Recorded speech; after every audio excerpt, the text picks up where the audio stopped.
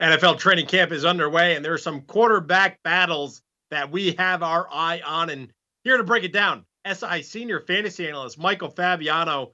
Fabs, let's go to New Orleans because for the past, I don't know, more than a decade, Drew Brees has dominated and has helped fantasy managers year in and year out. But this year, it's either going to be Taysom Hill, Jameis Winston, or maybe both, right? Yeah, that could be the issue here. You lose Drew Brees, it's going to be difficult to replace him. Last year, when he went down for a short period of time, about 4 games, it was Taysom Hill over Jameis Winston. But everything that I've been told by beat writers and experts is that Winston's the favorite to be the number 1 quarterback going into week 1. So that's good news for him and his value. But here's the bad news. Well, Taysom Hill's going to get some burn, right? Sean Payton loves to use his jack-of-all-trades quarterback. He'll use him on RPOs. He'll use him in the red zone. That's bad news for Jameis Winston. And another thing that's bad news for Jameis, Michael Thomas is going to be out maybe until week 7 or 8 after having ankle surgery in June. So his top receiving options, outside of Adam Trautman, who I actually like as a sleeper, Traquan Smith, Marquez Callaway, Deontay Harris, Little Jordan Humphrey.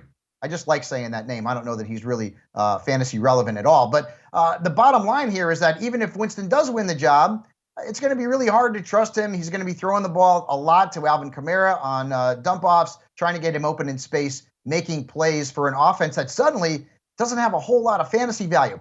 Now, with that being said, Winston and Taysom Hill have been splitting reps with the ones in camp.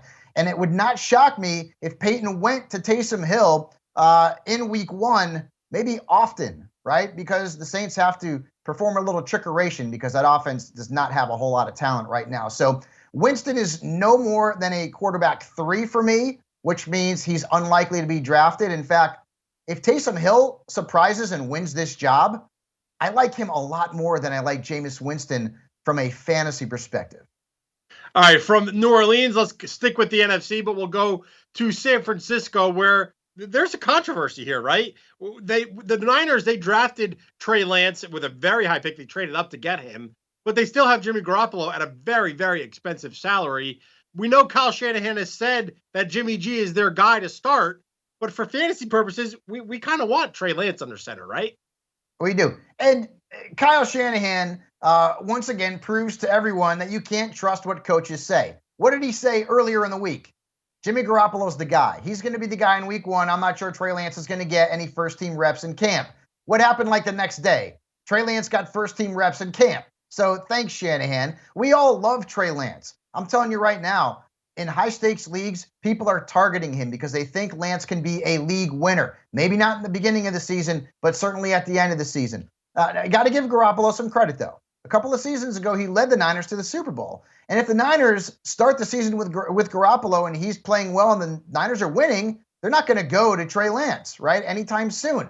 I do think at some point, whether it's a Garoppolo injury or he struggles, that they will go to Lance. And that's why you're seeing Lance drafted ahead of the projected starter in this case, because the upside is just so high, especially when you consider his rushing skills. Rushed for 1,100 yards in his final full season there at North Dakota State.